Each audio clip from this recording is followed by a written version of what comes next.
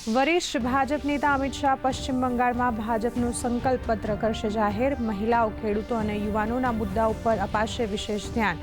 સાથે અમિત શાહ રેલી અને રોડ શોથી કરશે ચૂંટણી પ્રચાર। તો એઆઈએમઆઈએમનું હુમાયુ કબીરની પાર્ટી સાથેનું ગઠબંધન તૂટ્યું।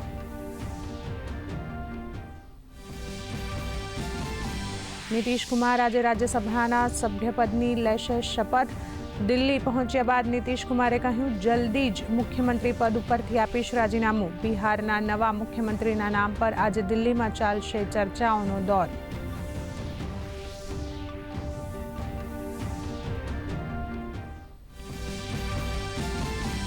સ્થાનિક સ્વરાજ્યની ચૂંટણી માટે ભાજપાએ તબક્કાવાર ઉમેદવારો જાહેર કરવાનું કર્યું શરૂ।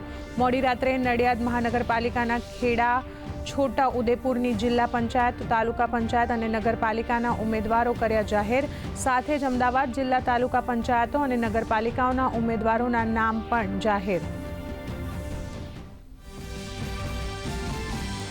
રાજ્યમાં સ્થાનિક સ્વરાજ્યની ચૂંટણીઓના ધમધમાટ વચ્ચે પક્ષ પલટાનો દોર। આપના પૂર્વ નેતા રાજુ કરપડાએ 1000 કાર્યકર્તાઓ સાથે જોડાયા ભાજપમાં। જામનગર મનપા ચૂંટણી માટે આપ અને કોંગ્રેસના ઉમેદવારોએ ભર્યા ઉમેદવારી પત્રો। તો ઉમરેઠ પેટા ચૂંટણીનું ચિત્ર સ્પષ્ટ થતાં હવે કુલ 6 ઉમેદવારો રેસમાં। આગામી દિવસોમાં કાળઝાળ ગરમી માટે રહો તૈયાર। રાજ્યમાં મહત્તમ તાપમાનમાં 2 થી 4 ડિગ્રીનો થશે વધારો।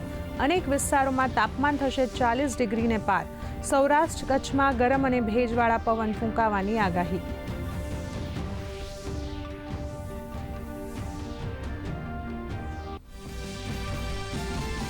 ભારતના વિદેશ સચિવ વિક્રમ મિસ્રીની અમેરિકાના વિદેશ મંત્રી માર્કો રૂબિયો સહિત ઘણા નેતાઓ સાથે મુલાકાત। દ્વિપક્ષીય સંબંધો અને પશ્ચિમ એશિયાની સ્થિતિ સહિત વિવિધ મુદ્દાઓ પર થઈ ચર્ચા।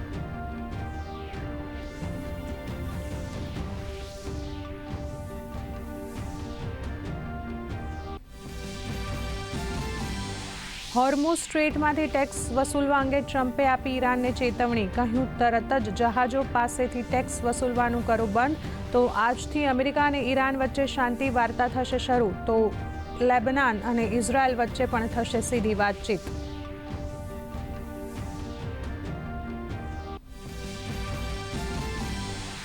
રશિયા યુક્રેન વચ્ચે 4 વર્ષથી ચાલતા સંઘર્ષમાં હંગામી વિરામ।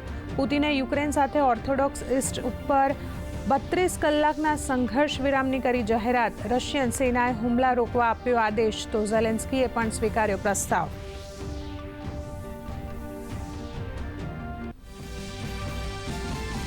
આઈપીએલની ગત મેચમાં લખનઉ સુપર જાયન્ટ્સે કોલકાતા નાઇટ રાઇડર્સને 3 વિકેટે હરાવ્યું। રોમાંચક મેચમાં છેલ્લા બોલ ઉપર મુકુલ ચૌધરીએ લખનઉને અપાવી જીત। તો આજે રોયલ ચેલેન્જર્સ બેંગ્લોર અને રાજસ્થાન રોયલ્સ વચ્ચે ગુવાહાટીમાં થશે ટક્કર।